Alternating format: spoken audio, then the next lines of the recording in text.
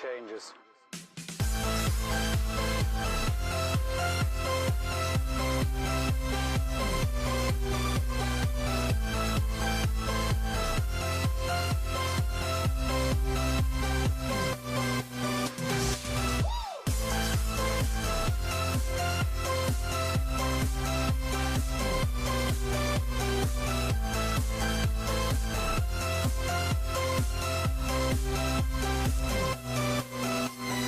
Life.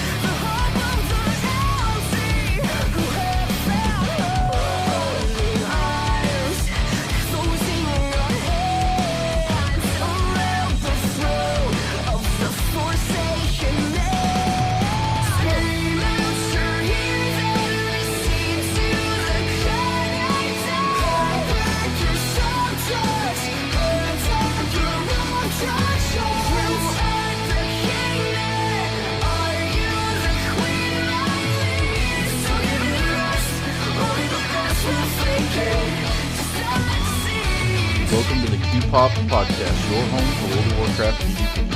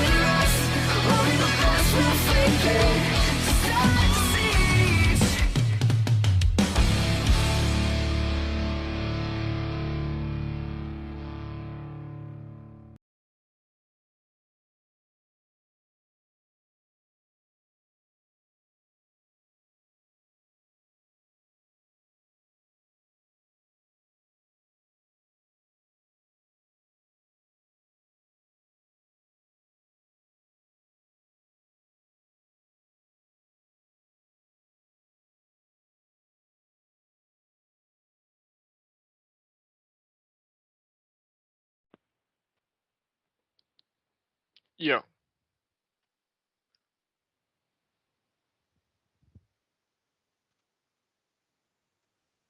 All right. I don't even know how I cap on Twitch. All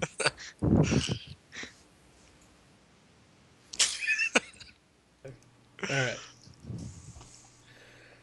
Hello and welcome. It is Monday, October 26, 2015. I'm your host, Rashiwi. Alongside me is my partner, Thrainen, as always, as well as our newest co host to the QPop team. His name is Snuff. And this is episode 5 of QPop Warlord Season 2. Started on June 30th of 2015. It is currently in week 17. The current catch-up cap is completely irrelevant because you can get full gear, and I'm not going to tell you every week anymore, so just go get geared. First thing I'd like to do this week is introduce our new co-host. His name is Snuff, and I thought when he approached me and said that he wanted to be part of this team, I thought that it would be a really good idea because we already have a melee DPS. I main a Feral Druid. Thrainen is a healer. He's a Holy Paladin. And now we have a ranged caster to complete our 3v3 team. And none of us really know each other outside of this podcast.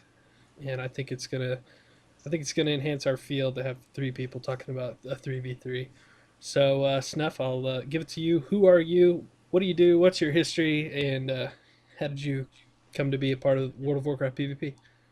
Well, let me start off by saying Get some you echo made the here. right choice. Yeah, I heard the echo. You made the right choice in picking me, by the way. Best med GNA. Just kidding. Well, I'm Snuff. I played. I've been playing WoW since like BC season 3. I've always played a mage in arena. Um, pretty much just season 5, season 6. I'm not sure. I got Glad for the first time on my mage, in 2v2 right before they removed it in Wrath of the Lich King. You could still get Gladiator in season 5, I believe. So that's when I got it for the first time, and then season 9 also I ran Warrior Mage Paladin with Cubsy, who's the current NA finalist. Back then he was playing Warrior actually, and we got Gladiator, and that was his first time getting Glad as well. So I was super excited. And then I kind of been on and off ever since, playing different games. I always come back in. Little echo again. But yeah, that's pretty much my WoW background. Right now I'm playing. Oh, that's funny. I see. Right now I'm playing some Hearthstone, some Heroes of the Storm, a little bit of uh BLC Bloodlines Champion as well. That's pretty much for me. i yeah. So I like that picture you comparing me to Rekful on the stream there. I see that. That's funny.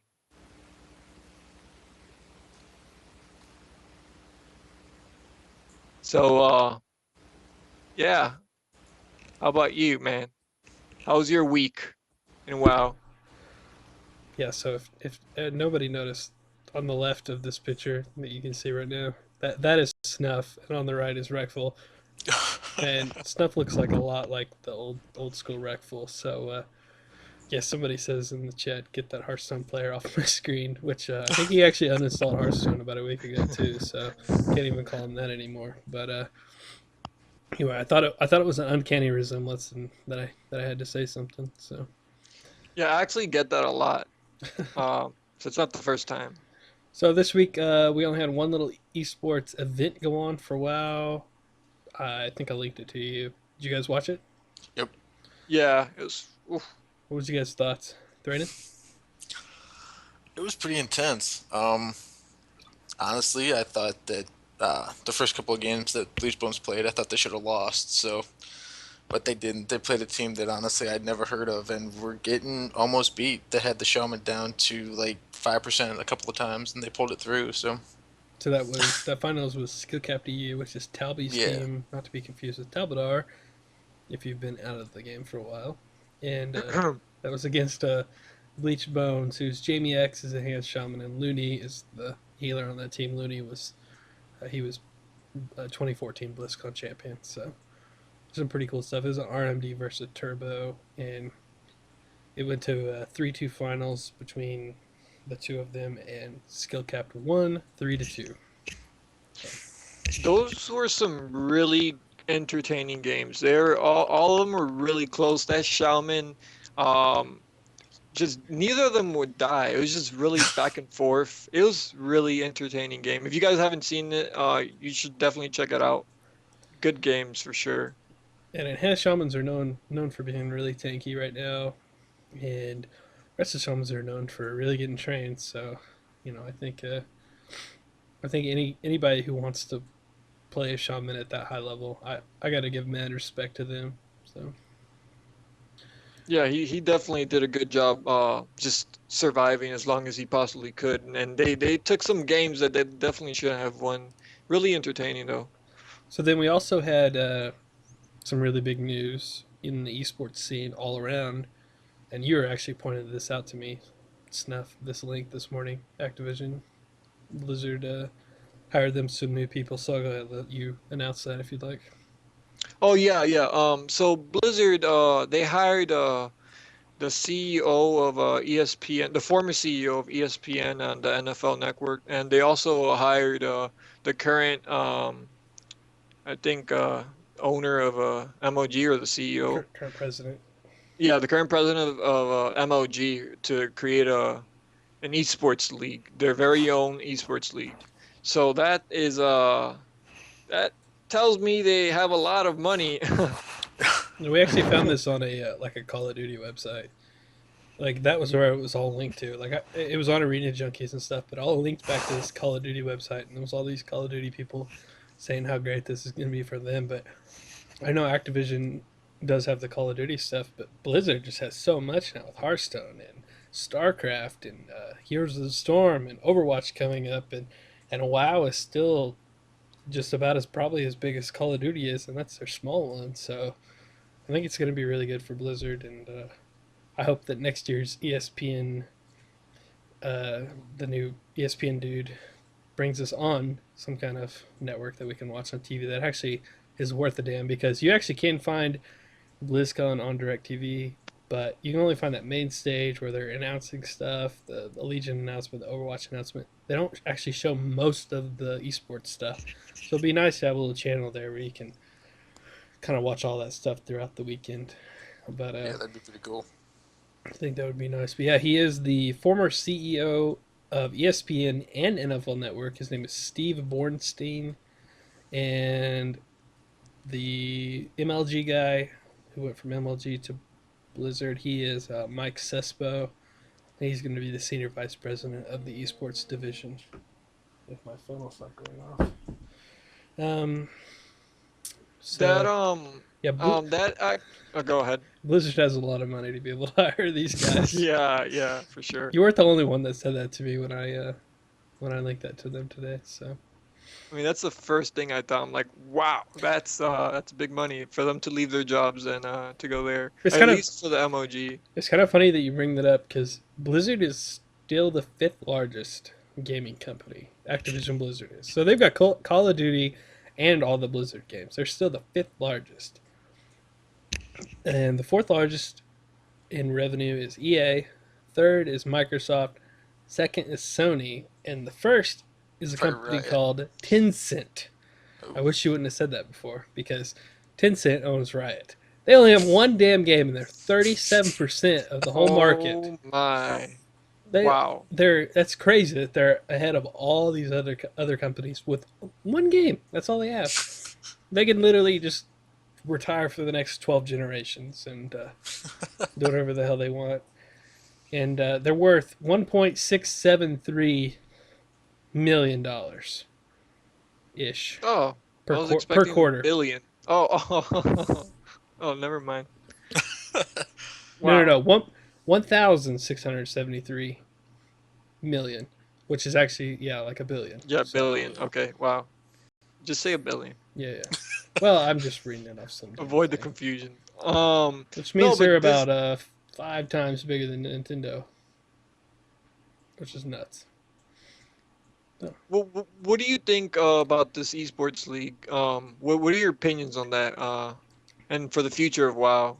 You know, I think they've been doing such a good job this year alone on their esports stuff that if they just continue to go in that direction, because this year so far in the regionals and the qualifiers, what we've seen compared to other years is not a lot of downtime. So there's only like 5 minutes, 10 minutes max between games instead of 20 or 30 minutes. They've got their technical problems settled and figured out. And a lot of MLGs, I remember I went to MLG Dallas one year and there was like 5 hours of internet issues. We ended up staying there till 1 o'clock in the morning just to watch some StarCraft matches. And I feel like they've got all that stuff down. The production quality already looks like ESPN, and they don't have to have 12 camera guys, to focus on that kind of thing because it's a game. So, a couple guys controlling the cameras, and that's it.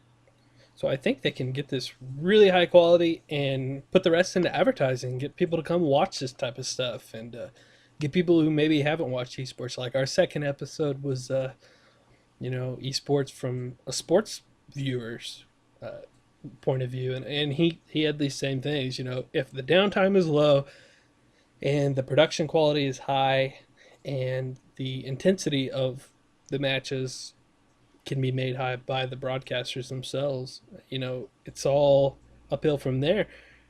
And now that they've got people like Bajira and Vinruki, who are used to being in front of people all day, every day, because that's all they do for a living, I think that's really good for them. And I think they should pick up more streamers and make them part of the thing too, and not just have a couple people. So that is my opinion on that. And now I've talked a whole bunch, and now I need to breathe. All right. Well, I'll give you some room to breathe. Unless you want to say something, Third Nine. No, Any no, no, no. thoughts? The next thing, I mean, that's all I had there. The only thing I want Yeah. to talk about more was actually BlizzCon, getting to watch that. We want everybody to go and watch that does listen to our podcast, whether you PvP or not, whether you play WoW or not, whether you even know anything about esports and you somehow managed to end up on our podcast. We want you to go watch it, and this is how you can. So, go ahead. Give that to you. About the virtual ticket. Who's Give it to who? who's you? One of you. Somebody please talk. I'll go ahead and take this one. Okay, so Blizzard every year does BlizzCon. It's the biggest event they host. It's everything from PvP to everything games related for them. And you can do what's called the BlizzCon virtual ticket. And it's like $40, and you can watch everything from announcements to games to just anything you could think of. It's pretty awesome. And at the end, it's a concert. This year it's Linkin Park, and that's pretty cool because I'm a big Linkin Park fan. So It's funny that you say that because I've listened to a couple other podcasts and no one else seems to be excited about the fact that Linkin Park That's is because playing. we're PvPers, man. This is the kind of shit that we listen to when we kill people in Battlegrounds. right, Like, we want I- high fucking motivation. Just go for it and just execute the motherfuckers. That's what we Just like want. last Is year Linkin for Park Metallica. or, yeah, Metallica, fucking heavy Oh, metal. Metallica, yeah, for sure. I don't care. I'm definitely happy about Linkin Park. No one else seems to be. I'm like, seriously, Linkin Park was pretty good from last time I remember. I feel like I'm on Fox News right now, but seriously, I feel like all the PvPers are just a little bit bleeding heart pansies, and they just can't handle, yeah. some hardcore music to get down to for PvP. Yeah, No, I don't Linkin really Park listen to didn't Linkin nail that Park part anymore, before, but this is a throwback. Yeah. This is a throwback to 10 years ago, though. It, You know? and they all everyone says, oh yeah, I used to listen to them when I was in high school. Okay, like that doesn't mean they're bad now. All of a sudden, like their music is still the same. It's still good. I Yeah. think. I really like it. I was excited about it, and then I was like sad when no one else was excited about it. I'm like, okay, whatever. Also, something that you should mention, even if you don't get the virtual ticket, you can still watch all the PvP shows that they have. Like all the PvP stuff is going to be streamed for free. You don't have to pay anything. So if you're just in it for the PvP, you're good to go and just watch the stream. And I do have some stuff. You guys can look at this on the stream. People that are watching, I did put where you can watch this for the tournaments and stuff. It is for English viewers, it'll be at the blizzcon.com. That's the esports landing page, and it'll be all HD streams. And like you said, you can watch that without paying. I'm gonna, of course, pay because I always pay, and I love it. And I have lots of people come over. We have a pretty big party for it every year. I say big, like 10 people come over, and we all watch it. And so I feel obliged to spend the $30-$40 for that. If you are non-US, which I know a lot of you are, you can watch it. You can check this out. French will be at Life Stream, LIFE stream. Russian will be at Gothicus or Gothicus, GOTHIQUES. Italian will be at pwned.it. Polish will be at wowcenter.pl. Spanish will be at the OG series. Spanish Latin America will be at VIU Studios. Portuguese, the same place. Chinese at Neo TV, and Korean at Invin or Africa TV. You can go to Arena Junkies have got this posted, but Blizzard also posted it on their website. So go to your battle.net of whatever region you're in and check that out. You can find all that stuff, and a lot of the matches will be done over the next week. They're going to be doing some of them this week that they couldn't fit on the main stage, but then the actual BlizzCon event will be November 6th and 7th. So I'll get all that off your screen so you don't have to look at that anymore. Also, I think you could find all that information either on MMO Champion. They post all that stuff or Arena Junkies, whichever is your preferred site of information. But they have all those links up there too, just quicker. if you want to find it that way as well. So, okay, this week we did have one question from Johnny in the United Kingdom. He said, I'd really like to hear your views on what comps are strong right now and why. Also, what comps are hard to play and what are easy. He says something else, but we'll get to that later. What comps are strong right now? Rogue Mage Druid is the best comp in the game, and that is with the rest of Druid, of course. And the next best comp probably is God Comp or Shatter Play, which is with a Holy Paladin right now. So that's Frost Mage, Shatter Priest, Holy Paladin. Turbo Cleave is really good. We talked about that in the ESL this week. That is Warrior, Enhancement Shaman, Resto Druid.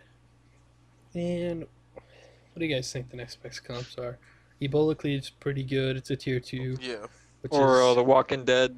Yeah, The Walking Dead. So DK Windwalker, Holy Pally, or DK Feral, Druid, Holy Pally. Joko Cleave is also up there with trying to remember what actually that is. I know it's Feral Druid. Hunter, Holy Pally. Hunter. Yeah. Okay. Or Yeah, Rest, Hunter. Resto Shaman actually is the minute right now. The for that. preferred. I'm guessing Yeah. for the spells. Yeah.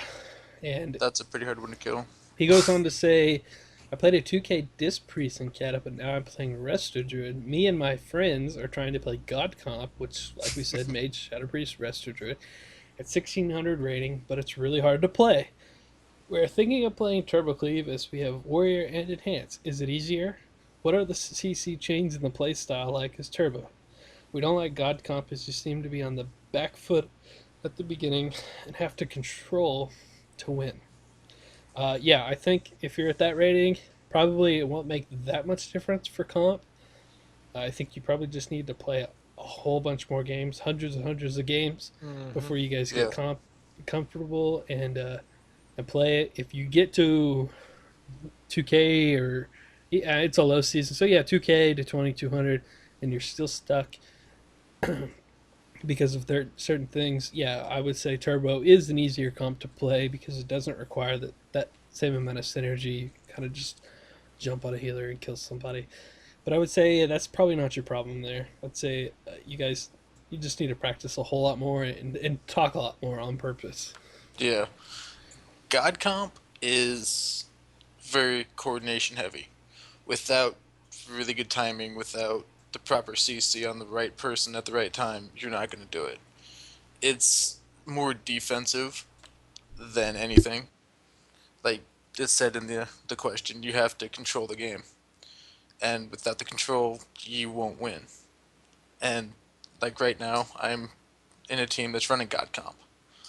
And we're learning, and it's getting better. It's slow, but the more we play, the better it gets. And if you get it down, it comes down to muscle memory. You know? Of course, he did say that he's playing the Resto Druid version of God Comp. Yes. I mean, that's still good. I still think it is harder, though. I think it can actually be better, but I think Well, it it's is more CC. Yeah. That's for sure. And That's Druids, really good. Druids going in is really scary because at that low rating, especially, Druids will just get tunneled to the ground, and I know. But yeah, Holy Paladins have a little bit more survivability during that kind of stuff. But Yeah. after you get full gear, make sure everybody's full gear. Don't even rush into threes without having full gear because, like I said earlier, you can get the full catch-up cap just by walking into twos over and over and over. Pay somebody to do gold carries, or just tank to 600 and do it yourself. I think you should be able to get geared pretty fast. But moving on. Yeah, we do appreciate everything that you said, Johnny. There were some other notes there that said he really loved us. And his title, by the way, thrown in was Anal Cream Pie. So I guess that's just going to be a thing. People are just that's going to be their message because that was week one was the only email we got was Anal Cream Pie, and that's what it said. So we're just going to have these explicitive. That sounds really hot. Yeah. I hope you guys are excited. That's got me excited. That's for sure. Yeah, that's why we do this every week because we really yeah. So the next big news this week, and we actually had a lot more than I thought we would, as we do every week. Cloud9 signed on Team Juveniles, that's your buddy, right? Yeah, That's Cubsy. Cubsy. Really excited for them. That's for sure. Definitely deserve it. They played so good in the NA regional finals. They completely swiped the board with everyone. Didn't lose a game. Only one game in the entire tournament to well, the other best team I would say, Tempo Storm. Temple Storm. Yeah, they looking very, very strong. They might just take it all the way.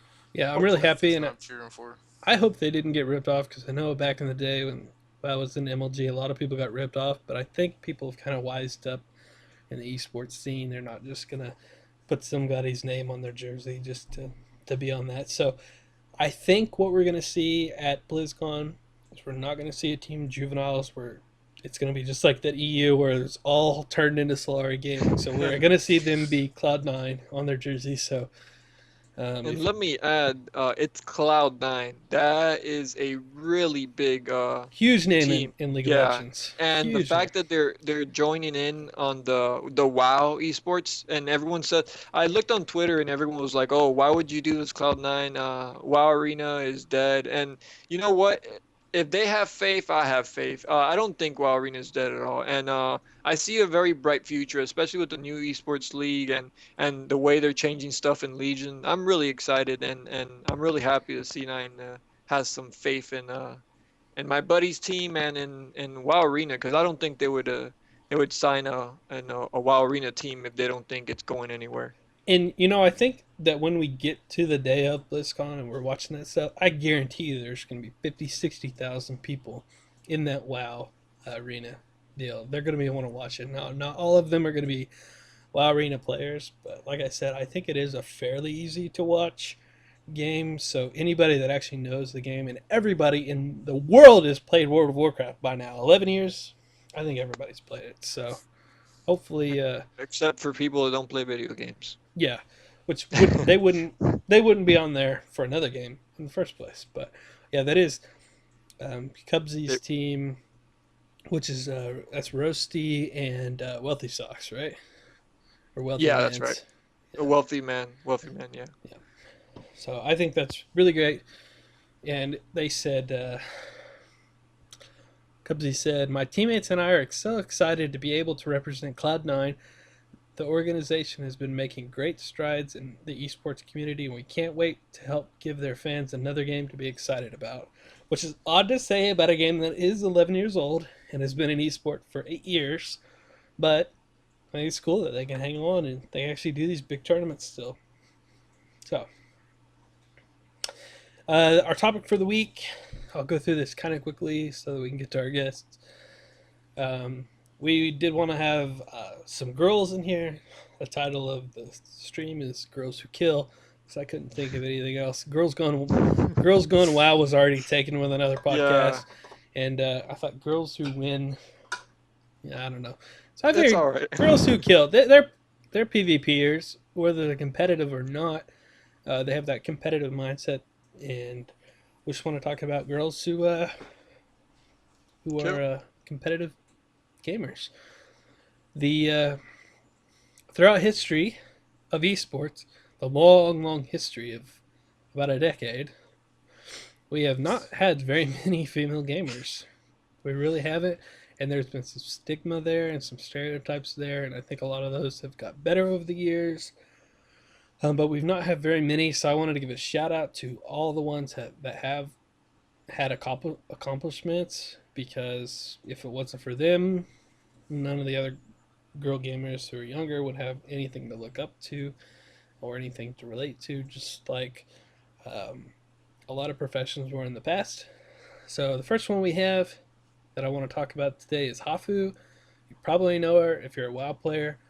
She won first place at MLG Orlando 2008, first place at MLG Dallas 2008, first place at the North American Blizzard Regionals in 2008, third place at BlizzCon. And not a lot of people know that, because usually once BlizzCon's over, they just talk about the winner. Yep. But she did win third place there, and then she won third place at the ESL in Leipzig in 2008. She's played Bloodline Champions. That's your game, right, Snuff? Woo, woo. Yeah, that game is amazing, and I know her from that game, and I'm a really big fan of Hafu because she's just good in every game she picks up. Yeah, she really is. And she was first place DreamHack Summer 2011 of Bloodline Champions. She had a hardcore Infernal Diablo kill really early in Diablo 3. She was the Lord of Arena 4 winner, and I remember watching her on that, and she actually teared up when she won that game because it was pretty RNG. She really didn't think she was going to win, and then ended up winning. So She seems really humble as well. yeah, she really does. And she streams. You can find her at Yeah, she's a pretty big streamer right now. twitch.tv/itshafu, I believe. The next one I had was Scarlet. Scarlet is a transgender girl, but she wasn't really known to be transgender for the first probably year and a half, which is an eternity in internet times, to actually be a transgender, and until somebody actually asked. So she went through the same stigmas and stereotypes as every other female gamer. Her name is Sasha Hostin, one of the best StarCraft 2 players in the world. She won over $100,000 in over 30 tournaments, and she is very cash heavy and highly prolific, competitive female gamer. Next one I had, one of the things I thought was interesting. I actually brought this up to a friend, and I was talking about him about this week, and I said, "Did you know how many females won Dead or Alive 4?" And he didn't even know that existed. And I said, "No, Dead or Alive 4. This is a big game that, for some reason, females take away and win these big tournaments." And he said, "Dead or Alive 4? What?" And he kept questioning me on it. I was like, "Oh, well, maybe I'm wrong because I didn't have it in front of me. Maybe it's Left 4 Dead or so." I know it has a 4 in it, but no, it was Dead or Alive 4. And That's the fighting game, right? yeah, Yes. I think so. Apparently, there's a lot of chicks that win big money at this game. One of the leading ones was Catherine Mystique Gunn. She's won $122,000 in tournament wins. She's also played at Halo Reach and a couple other games. Won some pretty big tournaments there. Who else did I have in that game? Majori Kasumi Chin was also a Dead or Alive player. She's won about $55,000 doing that kind of thing, and I think that's just awesome. There are a whole much more that have won like 10,000 or less, but in any case, Oh, that's that game that has like all the girls in bikinis. That's ironic. yeah, I know that is. Yeah. It's not necessarily The- the most feminist game in the world, Yeah, but it's super like girls in skimpy little bikinis and girls just love to play. Well, there you go. which There is you go, maybe the opposite of what you feminist. think. You think there'd be a lot of guys probably going. That's after it. awesome though. That they Yeah. don't take offense to it because it's just a game at the end of the day. Yep. And then the last one we had was Alice Ali Liu. She's now retired as of this year. She was a CS:GO player. She founded a team, GX3, in 2003, which is now called Ubenited.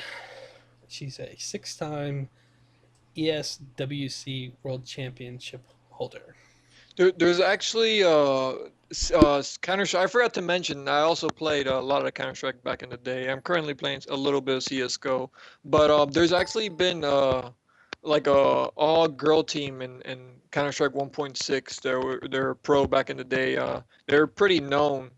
It was pretty cool. It's just I would mention that all-girl professional Counter-Strike team.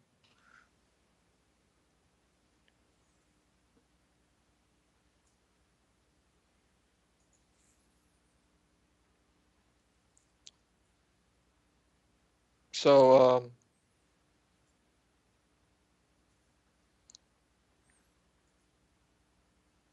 right now, in CS:GO, I don't know if any of you guys play CS:GO.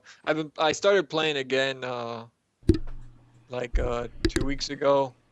I'm already in LE. I think that's pretty impressive. I'm just also play a lot of Counter-Strike Source before WoW. So I know about the history of a little bit of the competitive scene in Counter Strike and 1.6. And I don't remember Ali though in CS:GO. Apparently, she's pretty big. Like I looked her up, and I mean, you see all the championships that she's won. So I don't know. She must be big. But I played Counter Strike a whole bunch of times, and I'm really bad at shooters. And I've been bad at shooters since I was like 12. I remember me and a buddy played America's Army when it was really big at the time because there weren't a whole lot of free to play stuff at the time, and we actually got a hack. We like got an aimbot, and I was still terrible. You dirtbag. No, you wouldn't even have noticed. I still shun would go you. negative kill death ratio. I swear, I'm so bad. You probably So, why deserved you're it. so excited for Overwatch. I know. Well, it 'Cause it's doesn't mean I don't Blizzard. enjoy it. Yeah, it's Blizzard too. You know, they're not going to Exactly. show kill death ratio, so I don't have to go and be depressed afterwards. Yeah, I'm Keep going talking pro in about Overwatch. I'm calling it now. Just everyone look out for that name Snuff in Overwatch. Calling it. Yeah. How about you, Darren9? You excited about Overwatch at all, or? For sure. Honestly don't know much about it, but I after told you a last couple week, weeks for ago sure. that it was Yeah, Team Fortress 3, pretty much. yeah, And you But- like that, so. Blizzard skin. yeah, pretty much. Yeah. You don't play any first person shooters?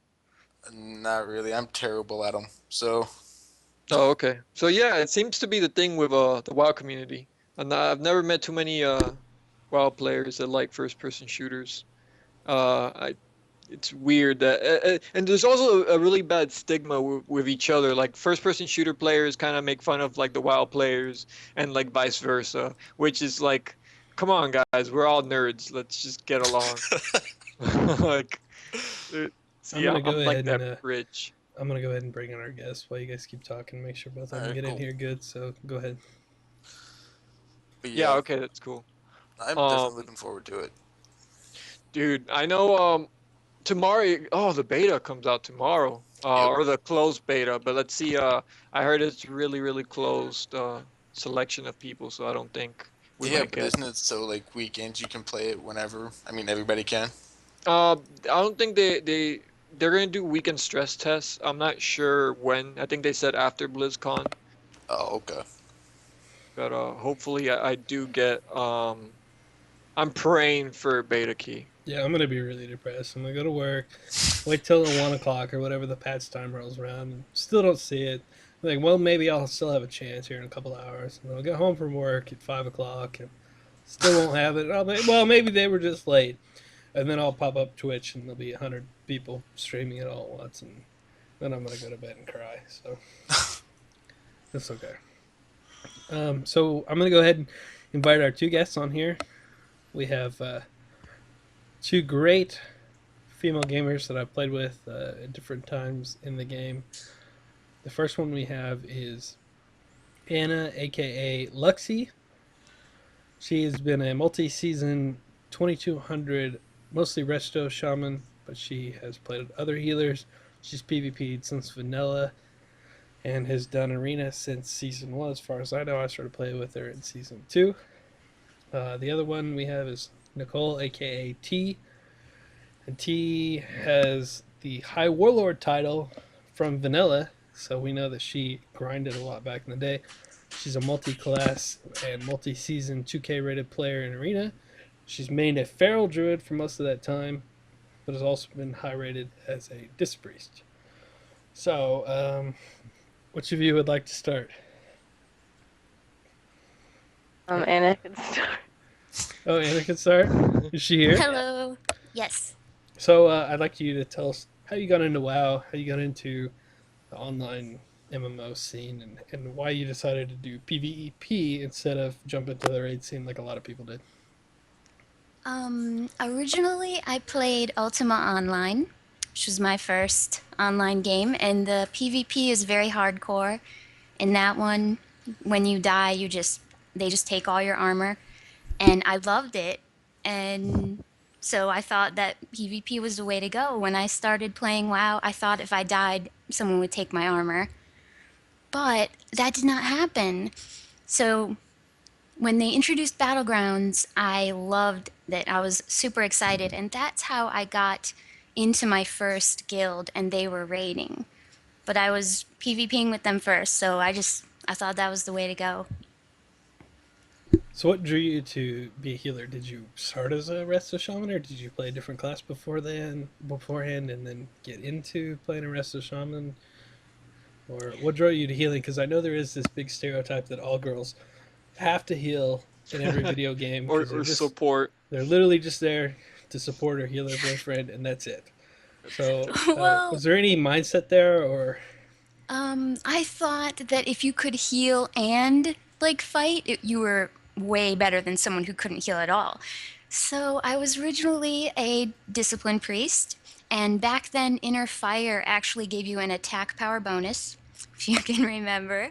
And I thought that I was like soloing everything. I didn't really realize I was a healer yet. It's funny.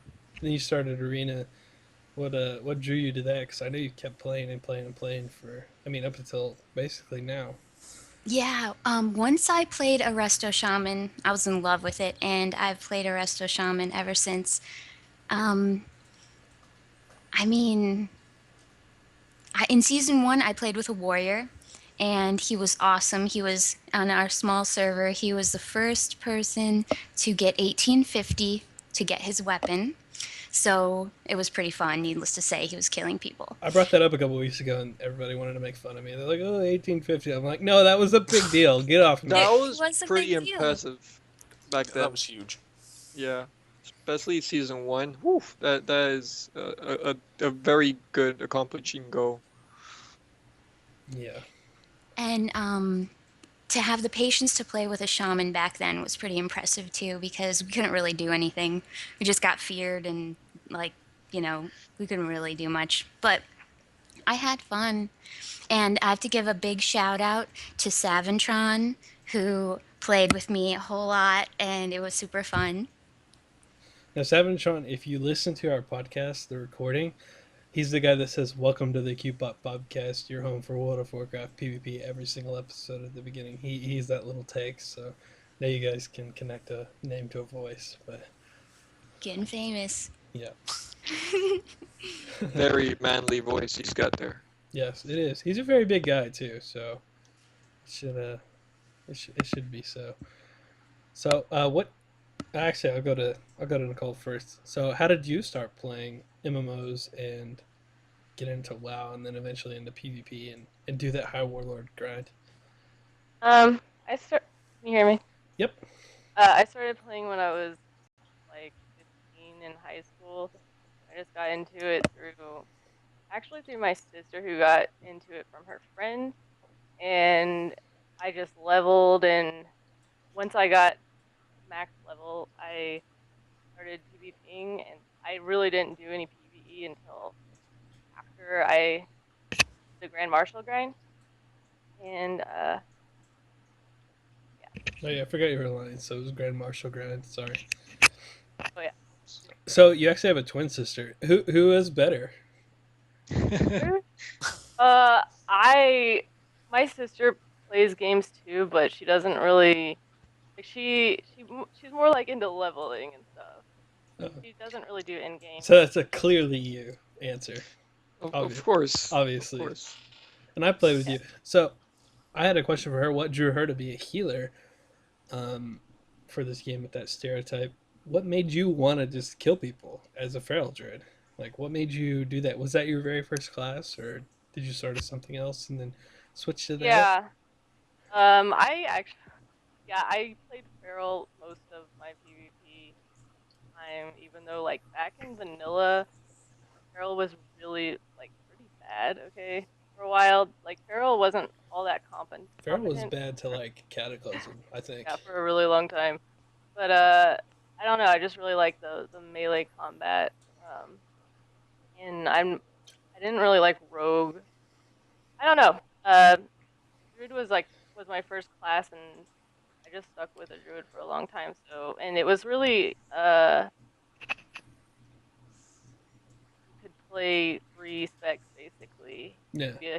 You could be a healer, a tank, a melee DPS, or a mage basically as a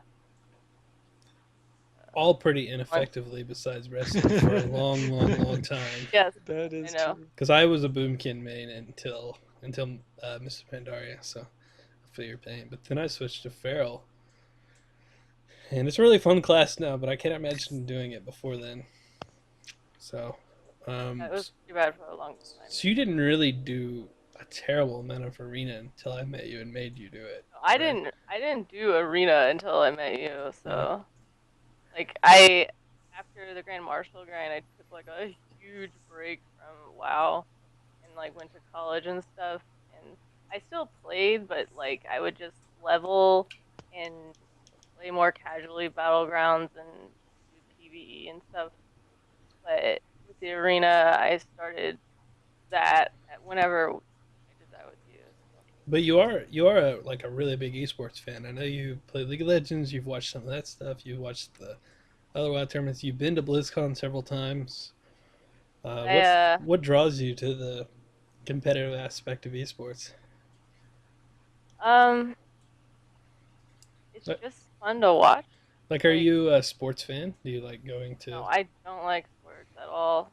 So But I've never been really exposed to sports. I guess games is like what I've exposed myself to, and so it's just fun to watch. Like even if you can't be as competitive as the people you're watching, it's fun to watch other people do it. Just like anyone who watches football.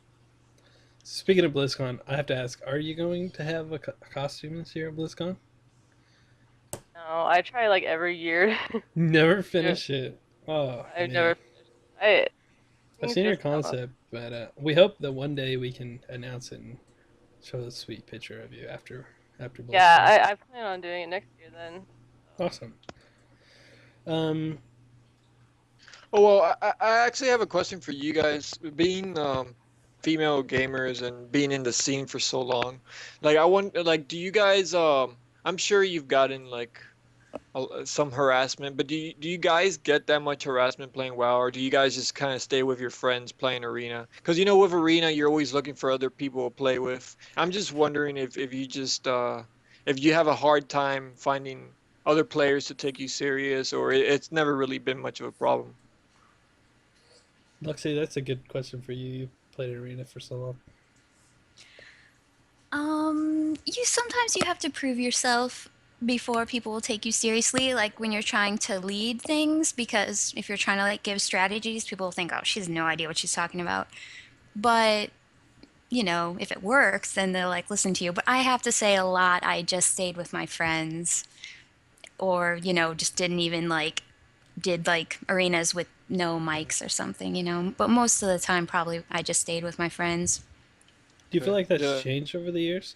Like, do you still think that you have to go no mic, or do you think that that atmosphere has changed at all in the last I do 10 think years? it has.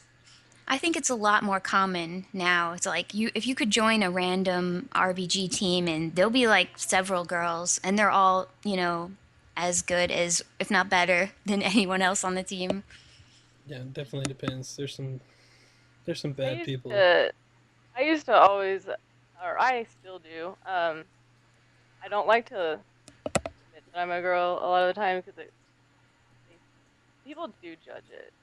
But I do think it has changed now because like when I'm playing League of Legends, like half the time I assume, oh, that could be a girl, and back then it didn't really seem like that. That yeah, that has to suck. And also I do think it has gotten better also for the reason that people kind of have grown up. The average gamer is 30 years old now, and we're just getting older and we're not being so immature about it. But that's still a shame that that you know, oh, because that stigma of like, oh, being a girl, she's probably not as good. Physically, maybe you could say that, but like mentally, there's no like disadvantage there. Like you guys are just on par. There's no reason for, you know, automatically think, you know, oh, because she's a girl, she's probably not as good. And it's just with maturity as well. It's a maturity thing. And I think as, you know, more and more as time go by, I think maybe hopefully that stigma would just go away. People will grow out of it. And I think for me, playing with both of these people, I really feel like I have chose them other over higher rated people time and time again because I know that they can just not get too excited, not freak out and yell at you, and just being a calm player that enjoys the game. I think is a bigger deal than anything. But yeah, I've definitely noticed that in the last decade, the get in the kitchen, make me a sandwich jokes in trade chat has gone down significantly. We've grown up, man. We've grown Yeah. up. So the girls were already they grew up a long time ago, but it just took us a little bit longer. We're trying to catch up. Give us a chance. So you guys aware of the Gamergate issue that happened? It's been going on about a year now. Tumblr thing. Nicole and No. no. So this is a big deal for a little bit, and so I'll just read it. Sarah Kaplan of the Washington Post said that sexism in gaming is a long documented, much debated, but seamlessly intractable problem. And then she became the crux of the Gamergate controversy, which was kind of a hashtag thing in Twitter, and said whether it was supposed to be or not, Gamergate is largely about women. And she does an ESPN blog and says that there's tons of sexism in it, and they post all kinds of videos of guys saying pretty sexist things, and they compared the misogyny in women in the gaming industry to that faced women entering sporting communities. Do you guys think that there is this big connection? Because to me, when I try to introduce people to esports, I say that it is basically a sport and you should treat it like a traditional spectator sport. So it would make sense to me that the misogyny or sexism or whatever that is in traditional athletic sports would also be in these gamer sports. And we've already said that, but I kind of want to think now we have all these leagues in traditional sports that are split up between men and women. Is there any reason to do that in the esports? Do you think, as far as that mental No. capacity or that APM or whatever, is there any esport that could ever be broken up into something like that? I hope not. Because I know, like StarCraft, they talk about APM, and I can only remember Scarlet and maybe one other girl who ever competed. But for MOBAs, there's more women. Shooters, apparently, there's more women, which is weird because that's a Twitch reaction thing. So I'm just curious because I mean, basketball's split up, soccer's split up. Most sports are split up. Go ahead. I do know they at least have different like competitions for all women, like for StarCraft. So everybody kind of. You're a little quiet. Can you hear me? Yep. Did you hear me at all? Yeah, we heard you. Were just quiet.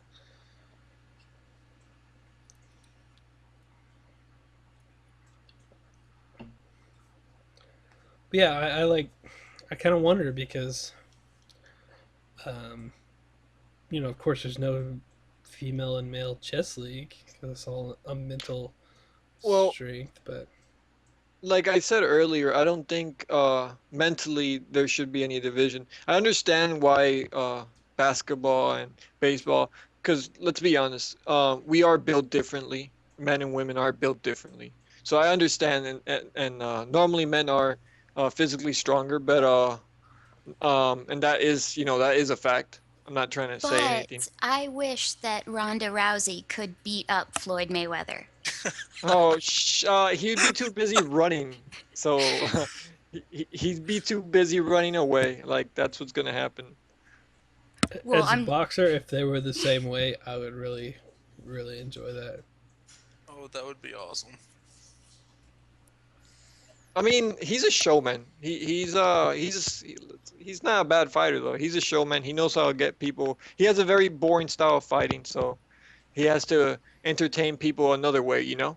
Get He's them kind mad. of the like his thing was I want to make the most money that anybody's ever made in boxing or any sport. Like kind of Slayer's Boxer would be our esports version of that, you know. Who, He's made who's that? millions of dollars.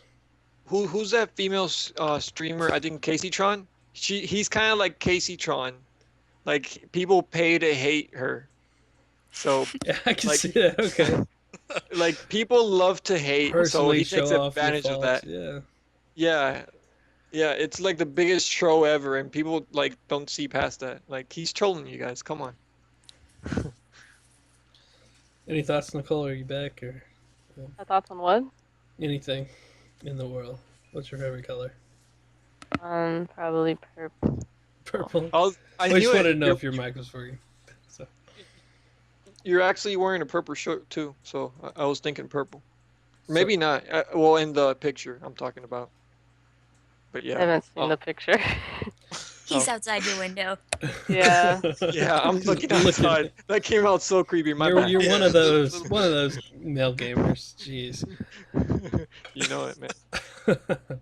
Um, Another thing I want to touch on the female thing, with I feel sometimes maybe there are some people are a little too sensitive and automatically react and say it's sexism. And I don't think it's sexism a lot of times. It's the gaming community can be a little toxic. It's just the internet community overall, since you know you're behind a computer. So guys will get a lot of crap as well as girls, you know. And you can't always jump to conclusion, oh, it's sexism. It's just whatever people are trying to get to you, and you can't let them get to you. It's guys are gonna get lots of crap, and so are girls, and you know you just don't let it get to you. The I think. internet's bad. Okay. Yeah, Yeah. I gotcha. hide behind your computer, talk all the crap you want. What are you gonna do? I think like just growing up with it, I'm pretty desensitized. So like nothing can really surprise you anymore. That's a good trait to have. I kind of want to know, is the white knight type thing, is that even worse or than the actual trolls themselves? Because there's like a lot of people go on the defense for no real reason. Yeah, You yeah, can defend exactly. yourself like just like anybody. I mean, like you said, like you've gotten used to it. I think there's nothing wrong with toughening up your skin. So you know, uh, makes you you know, I think it also helps in the real world. You know, so when people tell you crap in the real world, you're like, oh, I've heard all this online. What are you gonna do? Well, I really hated to do this topic, even though I'm good friends with both of you. But I thought it was a good topic to do, and I'm sure everybody will find everything we say cringeworthy. I hope we don't find ourselves on some blog or something that's being sexist assholes, but you never know. So, is there anything else that you guys would like to say? You're going to BlizzCon. What are you most looking forward to BlizzCon, Nicole? Playing Overwatch. Getting to play Everyone Overwatch. else. You got to play it last year, right? Yeah. They shouldn't let you Um, play it again. It's not fair. I'm sad. Well, you have to wait in like the longest line ever. That'd be worth it. Yep, that would be worth it. I really want to go one of these days. Thranen, you're going to BlizzCon too, right? Yes, sir. Oh my gosh. He's supposed to get us some questions and stuff like that. Yep. Track down some That's the people. plan. So we can maybe hook you guys up to do some stuff or something. Not hook you up, but see, now you have to change the context of everything with women in the call. I feel it's so No, cringe. you're So the one cringeworthy. thinking like that. We know I don't what you think mean. I don't think anyone thought that except you. See, now Well, you're now being they do. oversensitive. Now Damn you're it. being oversensitive. You know, they're my Don't friends. be afraid to be on a blog somewhere calling you a sexist. I'll fight them. It's fine. It's okay. I don't have your back. That's fine. I got it. All right. Well, I hope that the two of you, both of you, really hadn't played much Warlords of Draenor for various reasons, and I hope that we get to see both of you more in World of Warcraft competitive PvP. and hope that we get to see you in other places as well, like Overwatch and other games. And if you guys have any closing comments, I will let you do that now. I'll definitely be back for Legion. Legion looks awesome. Yeah, I guess I can bring that up. Do you have any expectations for Legion? I just think it's cool. Actually really like the expansion this time.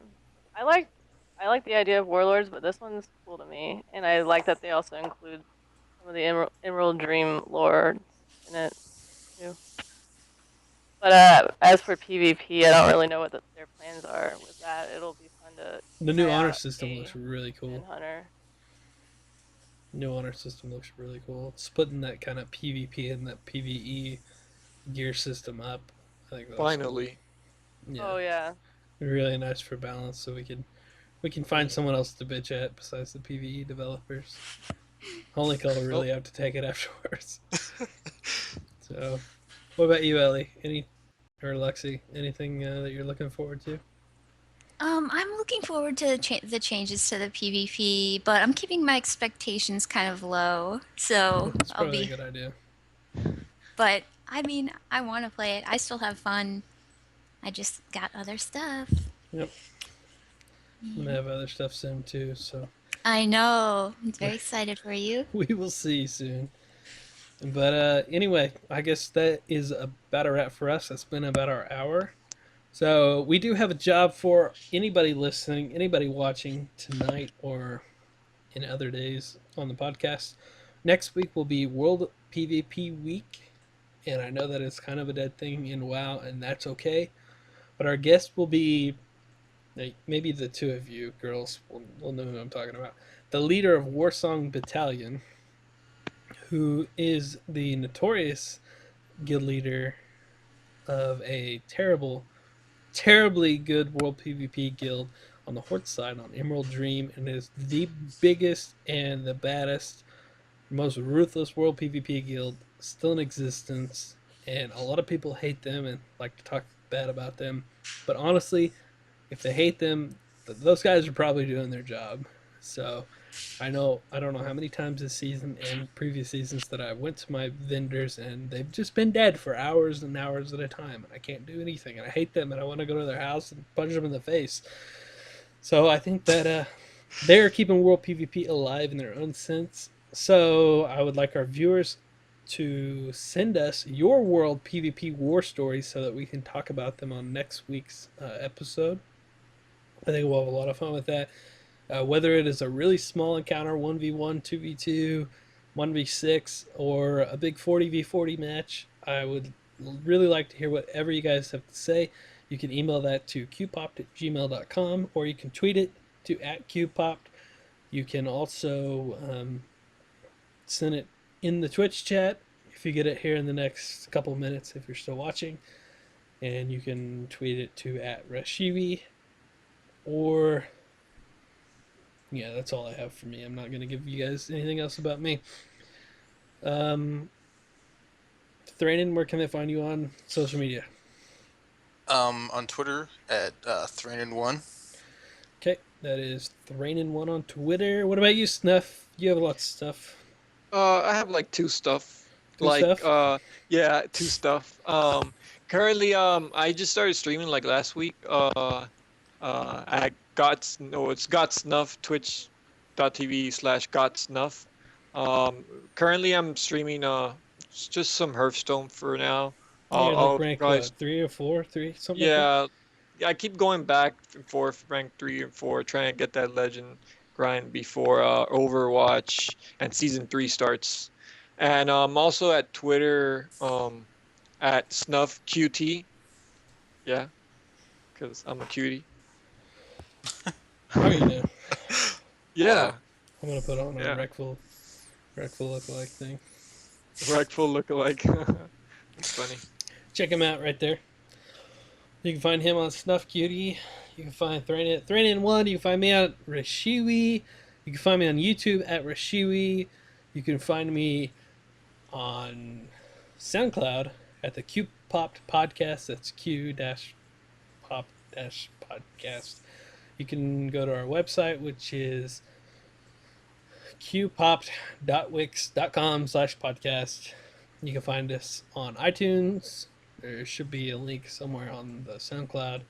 You can find us on Stitcher or any other podcast website that uses iTunes as a base. Girls, do you want people to know where you are, or you don't care? I'm nowhere. You're nowhere? Yeah.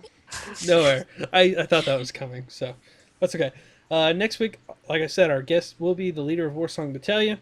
Then we will have BlizzCon, and then a couple weeks after that, we may have some special guests like Cubsy or Absturge or Walter Bear come on after everything's settled down. So, without ado, we will see you guys next time, and thanks for queuing up for Q Pop Podcast. Bye.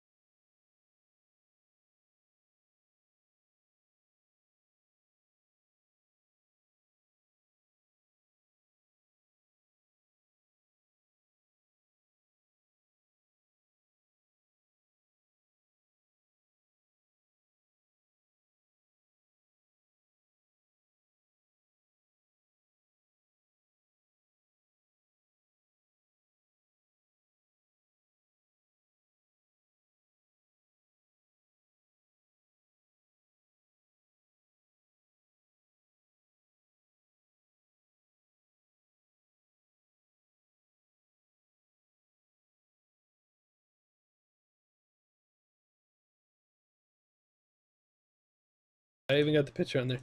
You guys are here. Hey guys, everybody, this is Rashui. I forgot to give us a beer of the week this week. You can see a picture on the screen. This is Marshall Brewing Company, the Atlas India Pale Ale, and I give it a. Wait for it. I give it a 10 out of 10. My favorite beer yet on the stream. Wow. And that is a cool looking logo. Look at that thing. Dude just holding the whole world on his back. That's pretty cool. God, like Since don't I did know. this, I'm gonna have to edit this back in, but that's fine. You guys got to hear it live. Goodbye.